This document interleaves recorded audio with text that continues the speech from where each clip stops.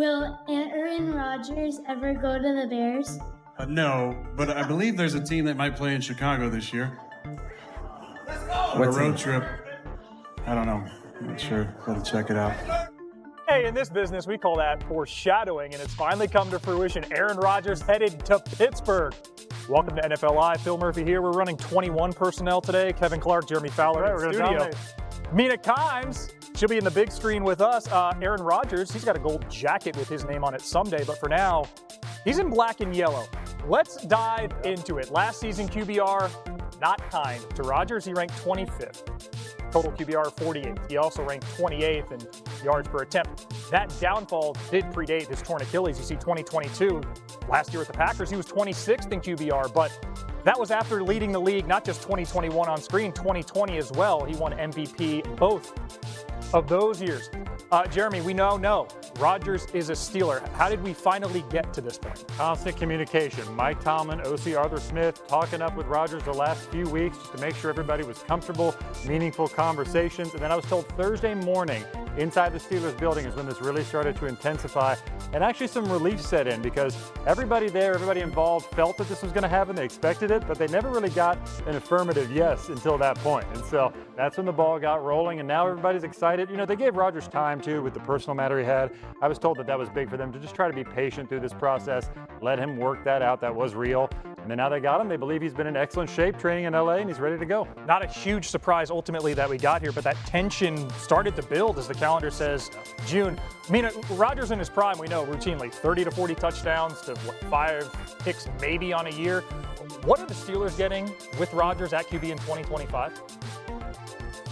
If he plays like he did last year or the year before his Achilles injury, a below-average quarterback. You know, watching him with the Jets, it wasn't helped by the offensive line and the lack of an efficient run game, but you really saw some of the flaws I think you saw prior to his exit from Green Bay. And the one thing that jumped out to me, he still has arm strength. He can still make throws down the field, outside the numbers. Quick game, he's still accurate.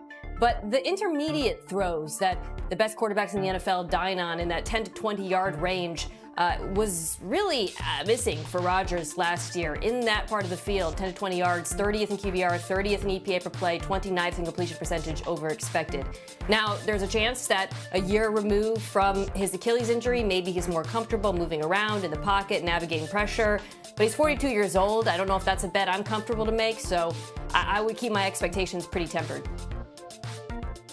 When I look at this situation, I'm going to give a take that you're probably not going to hear a lot. It's going to be fine. It's going to be fine. It's not going to be good. It's not going to be bad. It's going to be average, which is good enough to get the Steelers to the playoffs. When I think about Aaron Rodgers right now in his early 40s, I think about a guy who can't move, but what can he do? He can be really good pre-snap and he can throw the deep ball. That's two pretty good things. You add that with DK Metcalf and you got something cooking. But when I think about this offense, I need to see a merging between Arthur Smith's idea of offense and Aaron Rodgers. With Matt LaFleur and the MVP era, which I would call maybe 2019 to 2021, it was Rodgers getting his back to the defense, play action, understanding there were other ideas in offense that were not just Aaron Rodgers and Nate Hackett and Mike McCarthy. So I want to see him buy into Arthur Smith. I want to see him play action. That's the kind of thing that can get Rodgers to be the 14th, 15th best quarterback in the NFL, and that's playoffs for Pittsburgh. Yeah, I don't know if I feel like losing with the football at times when we talk about Aaron Rodgers buying into a new offense because I just don't believe it, right? He's going to run the Aaron Rodgers offense. Quarterbacks don't get more accepting of change, usually older in their careers. And it is a little bit of a strange fit, Kevin. I mean, last year, Arthur Smith, that offense ran the 5th most under center snaps in football. Rodgers prefers to be in the gun. You saw that bottom 10 rate in New York. I don't know what this marriage looks like, but I do know this. They have to have a strong run game for any of this to work, and that is something that the Steelers have invested in. So that would probably be the biggest case for optimism, that we see a better Rodgers than we did last year with the Jets. If they can run the football better, then maybe he'll be in better down and distance. A couple of years ago, I talked to Rodgers about how he basically invented that new offense with Matt LaFleur that won him an MVP, and a lot of it was blind throws. And who did he study when he was looking at blind throws?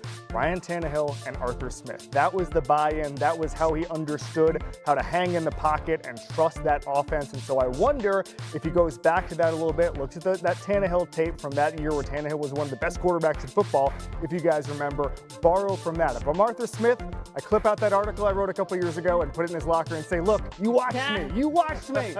Plug there. Hey, fine. It's going to be fine. Fine would be an upgrade for the Pittsburgh Yes. at the end of last season. Steelers, 14.2 points per game in their last 5. Speaking of, that's now 5 different QBs to start week 1 for the Steelers in the last 5 years.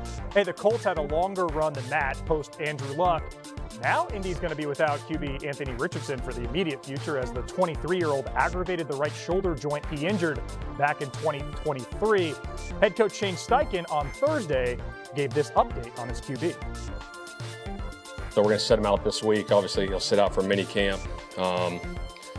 We'll see when he comes back. Not going to put a timetable for training camp on it, but when he does come back, we'll ease him into throwing, and then we'll go from there. The good thing is he's not going to need a procedure right now. Obviously, look, it's frustrating, but I think at the same time, in life and anything, you go through these obstacles and these ups and downs, and you got to fight through them. That's part of life. And like I said, he's in good spirits right now, so we'll work through it. Been a rough couple years in the Colts QB stable. Anthony Richardson's touchdown to interception ratio ranks second worst amongst 45 QBs to throw at least 250 passes the last 2 seasons. The only QB who's worse is teammate Indiana Jones, Daniel Jones, who the Colts did sign this offseason. Richardson, 8 TDs to 12 picks last year in 11 games, completing just 47.7% of his passes. Jeremy Fowler, that is the 3rd worst of any QB this millennium. But Richardson, the health now is the question. He played just 15 games total in 2 seasons. What more can you tell us about his health today? Yeah, Phil, I'm not going to look at that QB room of the Colts the same after some of those stats, but Anthony Richardson, I'm told, reported some symptoms, some agitation on his throwing shoulder a couple days ago. He had an AC joint fixed up surgically in 2023. So it's similar to that injury, but there's nothing structural based on the people I've talked to. They believe, looking at the scans, that there's no major red flag and that he simply does need rest. And the Colts are a little bummed by this because the coaches felt like he had some of his best 2 days of practice leading up to this point. And so I'm told the player fully expects to be back for the start of training camp. But this is a slippery slope here, as we know, because there have been a lot of injuries here. And the Colts are sort of cautiously optimistic, I would call it, based on some conversations I've had today. We had a whole full screen for it, and Kevin, GM Chris Ballard during Combine Week leaned into the word competition regarding this QB job. 2 weeks later, Daniel Jones puts pen to paper. Are we trending toward Jones being the starter, the QB1 in Indy? Yeah, you don't give Daniel Jones $14 million unless he's in a competition, all right? That's just the way quarterback salaries work in this league. He has thrown, Anthony Richardson, 348 passes in the NFL. In his first 2 years, that is the 2nd lowest of any top 10 pick in the last 20 years. Trey Lance is the only player with less pass attempts, okay, that was drafted in the top 10. Jake Locker had a few more than Anthony Richardson. That's the area of the pool that Anthony Richardson is in right now. So he needs to play more football. I've never seen anybody more destined to be in the 2026 Pittsburgh Steelers quarterback competition than Anthony Richardson, because I'm looking at this and I'm seeing a training camp where Daniel Jones will probably start with the ones. There's job preservation now going on in Indianapolis with Shane Steichen and Chris Ballard. They're going to want to get to 7, 8, 9 wins in order to keep their job.